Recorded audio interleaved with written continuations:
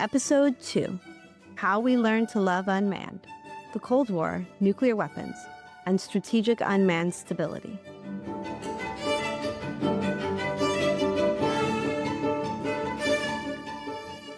It was 1945, and the world had changed forever.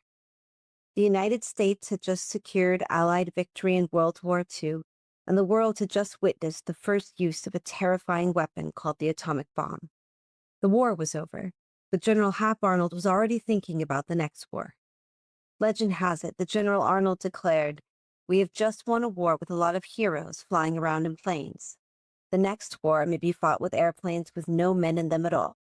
Take everything you've learned about aviation and war and throw it out of the window, and let's go to work on tomorrow's aviation. It will be different from anything the world has ever seen." General Arnold had just finished commanding pilots as they bombed Europe and Japan and would go on to lead the new U.S. Air Force. He came from a tribe that was intensely proud of the pilots slipping the surly bonds of Earth. Yet here he was, predicting that one day soon, there would be no pilot at all.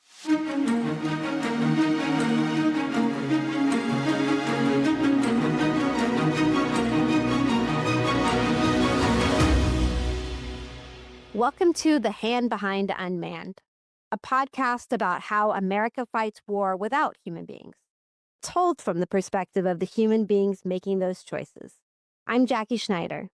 And I'm Julia McDonald. In this podcast, we take you inside weapons budget lines and behind classified program doors to understand not only what unmanned technology the US military bought, but why. For those of you who came for the technology, we hope you'll stay for the people, because this really is a story about remarkable humans, historical junctures, and our beliefs about the future of war and what that means for unmanned weapons we buy. Along the way in our unmanned journey, we'll learn valuable lessons about how technology shapes the winners and losers in war, how humans and technology interact at a time when the march of technological progress seems inevitable, how public funds get invested when it comes to warfare, and above all, the human hands at the heart of unmanned technology. We pick up the story of America's autonomous arsenal in a post-World War II United States. There is a simmering tension with our previous ally, the Soviet Union, and the U.S. is jousting with the socialist state to rebuild the international order. Choices need to be made about the American military, its weapons, organizational structure, and purpose. In particular, two important weapons debuted at the end of World War II. The rocket, first invented by the Germans, and America's own homegrown nuclear bomb. A post-war America needs to figure out how it will build its new military to leverage these technologies, protect democracies in a new world order, and somehow avoid nuclear war. Enter the Air Force.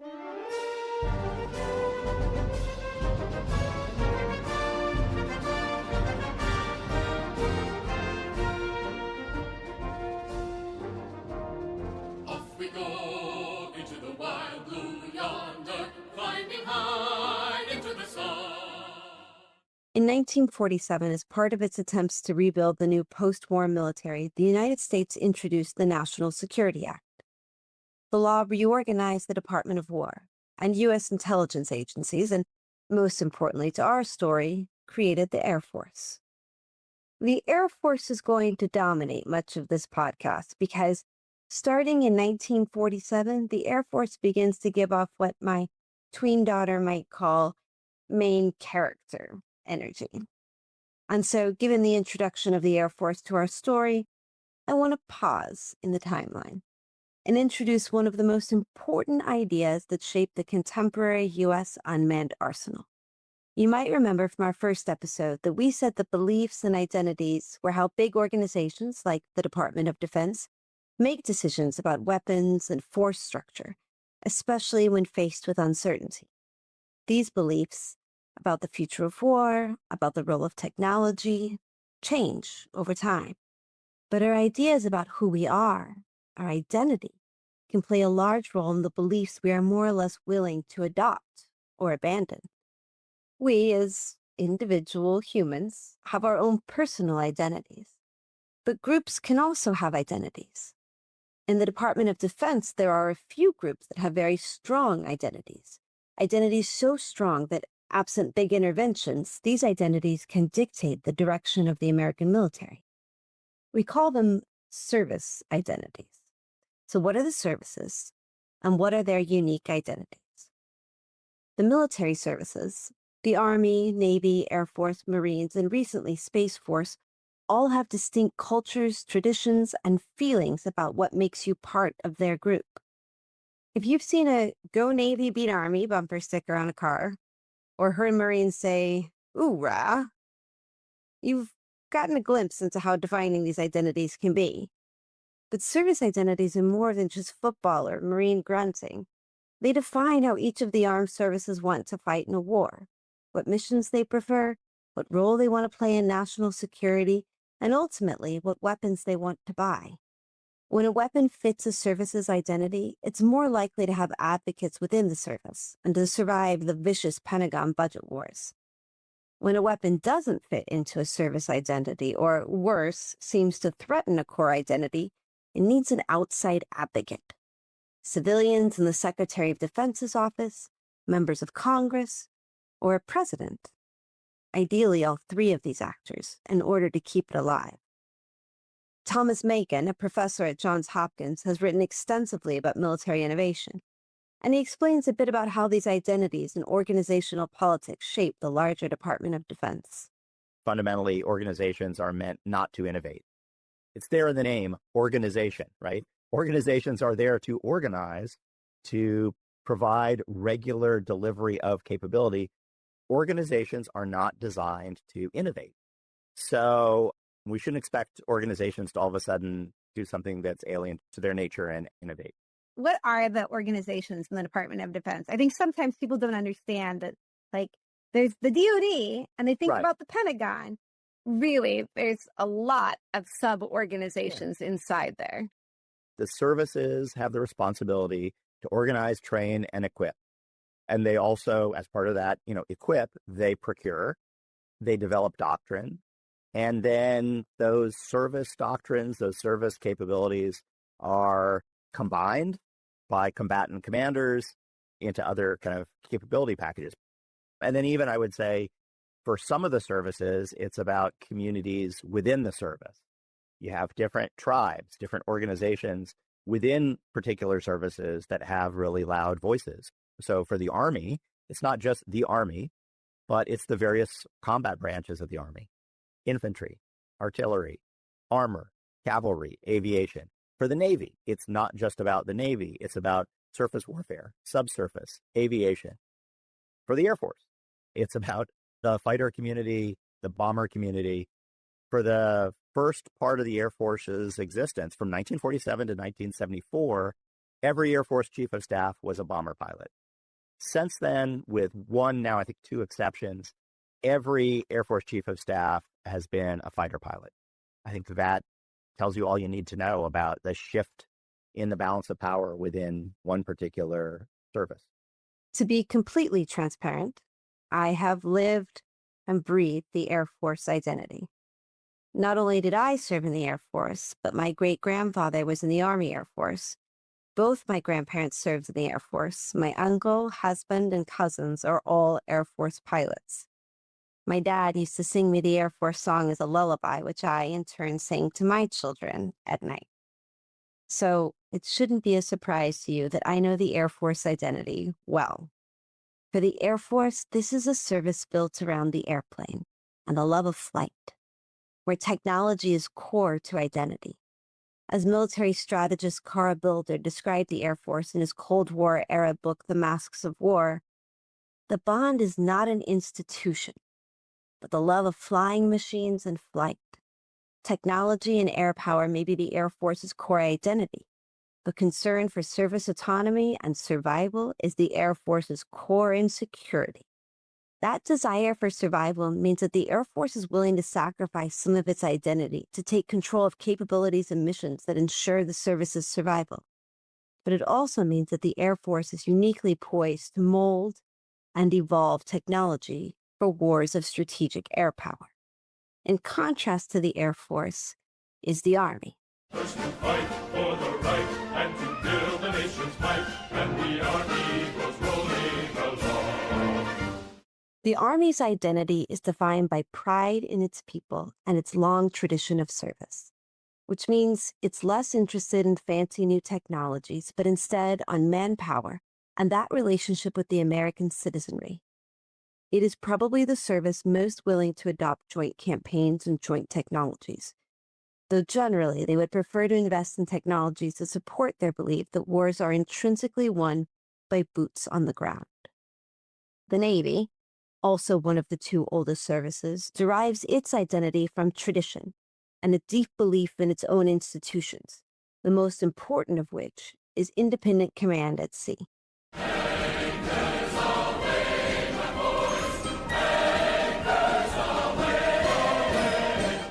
The Navy is described by our old friend Carl Bilder in The Masks of War as a unique, godlike responsibility, unlike that afforded to commanding officers in the other services. The Navy has its own air power, sea power, when they're claiming the Marines, their own ground power. This makes them the least joint of the services. But it also means that the competition between naval warfare specialties like surface warfare officers, submarine officers, and aviation officers may explain more about what weapons they buy than competition between the Navy and the Army, or the Navy and the Air Force. And that leaves the Marines. The Marines have one of the strongest and most cohesive identities within the armed services. The Marines are, by law, a naval service. However, the services worked hard to create a separate and distinct identity from their naval brethren. They quickly adopt and change their doctrine based on advances in warfighting, more concerned with showing their utility and relevance over time than their identity within one core warfighting competency. This makes them extremely flexible with technological adoption, not beholden to particular platforms or technologies for their core identity. As true identity entrepreneurs, the Marines have led a dedicated effort to promote their identity within Congress, in the public, and among other services. The Marines started this public affairs effort after World War II, when a restructuring of the Department of Defense threatened the service. They recruited journalists, movie stars, and producers, and lobbied Congress through a network of former Marines. You may remember part of this effort. In the 1949 film Sands of Iwo Jima, John Wayne plays a tough-as-nails Marine Sergeant John Stryker, who led his Marine unit into combat in the Pacific. You joined the Marines because you wanted to fight. Well, you're going to get your chance. And I'm here to see that you know how. If I can't teach you one way, I'll teach you another. But I'm going to get the job done. The Marines were so effective at this public relations strategy that President Truman is famously quoted as saying that the Marines have a propaganda machine almost the equal of Stalin's. So now we understand service identity. Let's return to the timeline. It's 1947. The new Air Force has just stood up, led by Hap Arnold, the general we introduced you to at the beginning of this episode. It creates a strategic air command, which by 1948 is led by a cigar-smoking, unfiltered, strategic bomb-loving Curtis LeMay. LeMay is a consummate institution builder, an influencer by sheer force of nature. He believed deeply in strategic bombing and pilots, which makes the next thing the Air Force does somewhat unexpected. And this is that the Air Force becomes the first service to wholly adopt missiles. Why and how? Well, coming out of World War II, there were 47 different guided missile programs in some stage of development. With post-war budgets, that needed to be whittled down. Who was going to win in the battle for missiles? The new Air Force got a jump start over its rivals. Hap Arnold had pushed for the JB-2 missiles, which were an American version of the German V-1, eager to stake out another role for the Army Air Forces. A few years later, as political efforts to create the Air Force were coming to a head, Major General Curtis LeMay effectively peed on what he saw as Air Force missile territory, asserting the long-range future of the Army Air Force lies in the field of guided missiles. In its quest to wrestle control of missiles away from both the Army and the Navy, the Air Force began a campaign describing missiles as pilotless, or robot aircraft, making a clear distinction from the unguided artillery of the Army. This also led to a brief moment in 1946, where the Army Air Force made a play for anti-aircraft missiles, or surface-to-air missiles, by calling them supersonic pilotless aircrafts. This was a precarious balancing act for the Air Force, keeping the Army and Navy from co-opting missile missions while making sure the munitions wouldn't threaten the Air Force's core bomber constituencies. The tension between co-opting missiles and justifying manned bombers was obvious from the very beginning. In its fight to take over missile missions, the Air Force needed to decide whether it wanted to prioritize the cruise missile or the ballistic missile. Cruise missiles, which fly within the atmosphere and are often jet engine powered, more closely resembled manned aircraft. This made cruise missiles a logical first step in a technological progression. As one airman recounted of the time period, to people who had grown up with manned bombers before and during World War II, a cruise missile was a less painful and certainly a less abrupt departure from what they were familiar with than would be a totally alien ballistic missile. Those who favored the evolutionary approach to the creation of a new generation of weapons, predominantly missiles, were people to whom aircraft had a meaning as a way of life, a symbol, a preferred means of performing a military assignment. Accordingly, in the first decade or so after World War II, the Air Force put its short-term eggs in the cruise missile basket. Not too successfully, by the way. One of the Air Force cruise missile programs, the Snark, had so many failures that they called the testing area around the launches Snark-infested waters.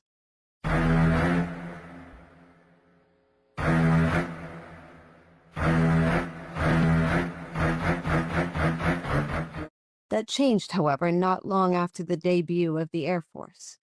The dominant organization within the Air Force, Strategic Air Command, worried that cruise missiles, which looked similar to manned aircraft, threatened Air Force long-range manned bomber aspirations. So the Air Force changed their focus and opted instead to invest in the fundamentally different ballistic missiles, but with caveats. The Air Force needed to win control of missiles from the other services, but not at the expense of manned bombers. Good evening. I hope you'll excuse all this, but I've been taking some time off from my job to look into something important to all of us that seems to be pretty well confused. What I mean is missiles, high-performance airplanes. Why do we have so many? Why do we need both? That was Jimmy Stewart, from a 1957 public affairs promotion created by the Air Force.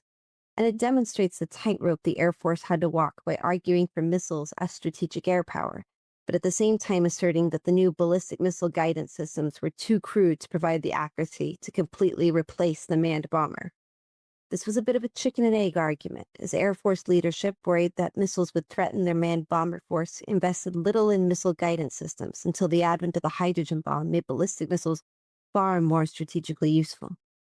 As late as 1953, the vice commander of the Strategic Air Command wrote that regardless of the missile program, it is the opinion of this headquarters that the continued advance in the art of manned flight to high altitudes and long ranges should be at all times a priority objective. It took civilian intervention, first from President Eisenhower's famous Solarium Commission, and then from senior civilians in Air Force research and development to create a new protected entity within the Air Force, focused solely on developing ballistic missiles and led by a former German citizen, Bernhard Schriever. But none of this would have happened if it wasn't for the Soviet Union and the Sputnik moment. So let's leave this here for now, and we'll come back to it after we visit the Navy and the Army for a bit. Initially, the Navy's ballistic missile development was a joint endeavor with the Army. However, an early test of liquid propellant intermediate-range ballistic missiles on a mock aircraft carrier led to a catastrophic damage to the carrier and soured the Navy on joint ballistic missile development. It also forced them to focus their attention to the alternative, cruise missiles. For the Navy, early investment in cruise missiles represented not so much an embrace of the technology as a deep distrust of the alternative. This led to the Regulus, the Navy's ship and submarine-launched cruise missile, which was deployed from 1955 to 1964. But ballistic missiles weren't dead in the water. Remember earlier when we talked about identity? I mentioned that the Navy is driven much more by competition within its service than competition with the other armed services. In the post-World War II U.S. Navy, the aircraft carrier reigned supreme. That was a bit of a problem for Navy missiles, because the cruise missile was too big to be carried by the existing inventory of carrier aircraft, which meant that cruise missiles were assigned primarily to submarines, tasked with nuclear deterrence patrols. But the submarine community was changing its focus, and in no small part because the Navy now had its own unmanned influencer, submariner Hyman Rickover, a dogged advocate for the nuclear-powered submarine who refused to take a no, going around his immediate leadership and straight to Nimitz. Along the way, his leadership style made a fair share of enemies within the Navy. Isn't that what the military is about, working within a system? My job was not to work within a system. My job was to get things done and make this country strong. Rickover wanted a nuclear-powered submarine, but the platform needed a mission. And the new ballistic missiles with their promise of nuclear deterrence seemed like an appropriate fit for Rickover's vision of a nuclear Navy. The Navy was still smarting from the Jupiter missile, its liquid-propelled experiments. The answer was the solid propellant submarine-launched Polaris missile. Together, the Polaris ballistic missile and Rickover's nuclear-propelled submarines offered a potentially invulnerable nuclear strike option, solidifying Rickover's influence over the Cold War Navy and the future of ballistic missiles within the Navy. Rickover's success with the Polaris ballistic missile also lit a fire in the Air Force's missile program. Not for the last time, the Air Force responded to the Navy's unmanned innovation with an all-out influence campaign and a recharge of its own technological development. The Air Force responded with a new nuclear strategy to target the Soviet Union's nuclear arsenal and began to genuinely invest in ballistic missiles as a response to Navy success. Rickover's advocacy for ballistic missiles on nuclear-powered submarines was another reminder of how these distinct military service identities affected the type of weapons leaders pushed for. For Rickover, ballistic missiles were a means toward an end for his vision of submarine warfare. Another leader in his place, a Navy pilot or a surface warfare officer, might have made totally different choices and changed the future of unmanned weapons at sea for decades. It's time to talk about space, because it's the Sputnik moment that ultimately cements the Air Force's role in ballistic missiles and creates a whole new domain for armed service infighting. Today, a new moon is in the sky, a 23-inch metal sphere placed in orbit by a Russian rocket. So before Sputnik, the U.S. had played around a bit in space with unmanned platforms. In the 1950s, the United States launched hundreds of intelligence balloons over the Soviet Union. Unfortunately, the balloons were easy to shoot down, and in the end, the United States only recaptured 40 of the 448 balloons launched. The photos the United States did garner were of little intelligence value. Because the balloons couldn't be controlled, most of the pictures ended up being of fields and forests. What's more, the balloons caused the diplomatic furor when the Soviets learned of the program. After a 1958 disastrous attempt at a high-altitude unmanned balloon reconnaissance program that ended up crashing in Poland, Eisenhower ended the program and doubled down on investments in the U-2, a manned high-altitude reconnaissance aircraft. The U.S. was hesitant about space. In the 1950s, the Navy had a Vanguard satellite program in development, but the program had been kept secret and given a tight budget, ostensibly so it wouldn't compete with investments in ballistic missiles and nuclear-powered submarines. The Air Force was also tentative, more focused on manned strategic air power. And it didn't help that the then Secretary of Defense, Charles Wilson, didn't believe in satellites and showed open ambivalence to the Soviet efforts. But like any good story of American innovation, that all changed on October 4th, 1957, when the Soviets launched the Sputnik satellite into space. And all of a sudden, the U.S. realized it was in a race that it was losing. Aaron Bateman is an assistant professor of history at George Washington University, and his book, Weapons in Space, tells the story of American offensive weapons in space. What ends up happening is afterwards, the United States invests much greater resources in science and technology across the board, but one of the things that Eisenhower does is he establishes NASA as the face of the American space program. And so this happens for a variety of reasons, but I think it's really important to know about Eisenhower is Eisenhower did not really care that much about space exploration.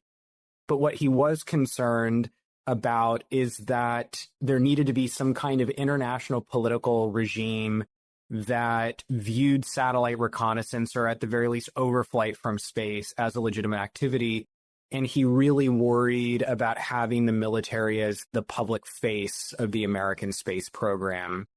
And so what ends up happening between the establishment of NASA in 1958, the establishment of the National Reconnaissance Office in September of 1961, is that you really have the development of three American space programs. You have the civilian program primarily under NASA, you have the military program under the Department of Defense, and then you have the intelligence space program under the National Reconnaissance Office that lives very uncomfortably between the national intelligence community and the Department of Defense.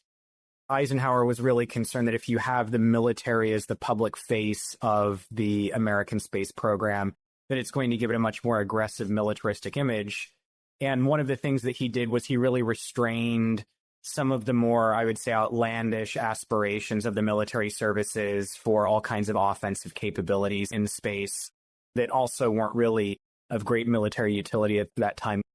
The Air Force may have lost space to the civilian NRO, but the Sputnik moment galvanized ballistic missile development in the Air Force. Congress and the President infused the Air Force's ballistic missile program with cash. The budget for the weapons went from $3 million in 1954 to $2.15 billion in 1958. Maybe more importantly, an enterprising Air Force General, Bernard Schriever, focused on process and production, leading to the Atlas missile program and its descendant, the Titan, which sprinted forward technologically as congressional and executive pushes ensured a solid budget allocation. Support no doubt spurred by the Soviet Sputnik moment. Here's General Schriever from a 1992 oral history, recounting how President Eisenhower protected him as he cut through Air Force bureaucracy and kept the ballistic missile program a top budget priority, even in an administration that was fiscally conservative. General Eisenhower, President Eisenhower, he certainly didn't want to spend money on obsolete systems, which in the military sometimes hang on to for far too long. But he certainly understood technology and the importance of it and the importance of introducing it into the inventory of the military at the earliest possible date. And this was such new technology. And for the first time, it really threatened the United States of America. And, I mean, it was a real threat. Our shores had never been threatened before and anywhere close to like that. So the funding, while he was bent on a balanced budget, we were given priority funding-wise. And I can say that we didn't get a blank check, but we certainly were funded adequately, and we did achieve our target dates, incidentally. In just a few short years, Schriever pushed Atlas and Titan past their Army competitors and cemented the Air Force's control over both intercontinental ballistic missiles and the shorter-range, intermediate-range ballistic missiles.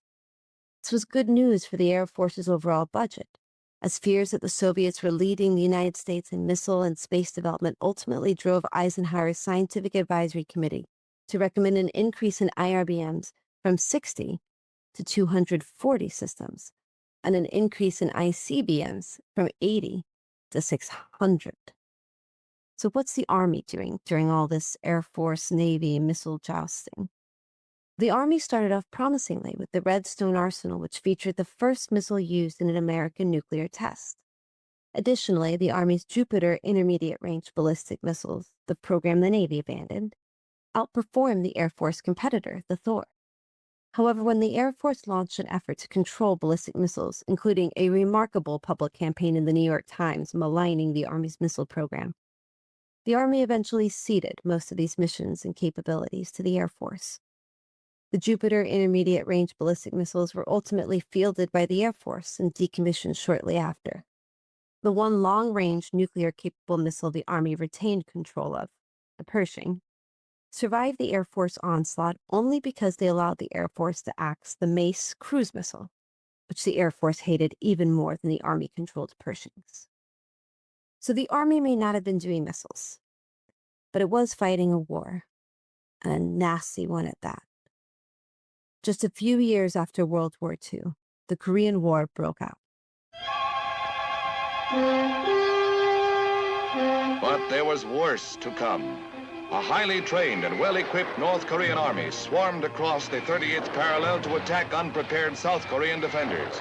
Caught off guard, they were all but overwhelmed until the United Nations took its historic vote to intervene. This often overlooked hot war in Asia changed the way the U.S. military thought about its capabilities. In particular, it created space for the military to experiment with unmanned systems. The Army developed anti-tank, anti-personnel, and bounding mines, which they used extensively during the Korean War, often deployed by aircraft.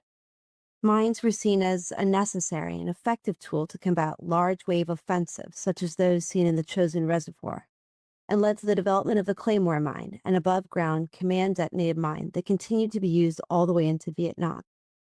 The Korean War also forced both the Air Force and the Navy to develop tactical systems to support the ground fight.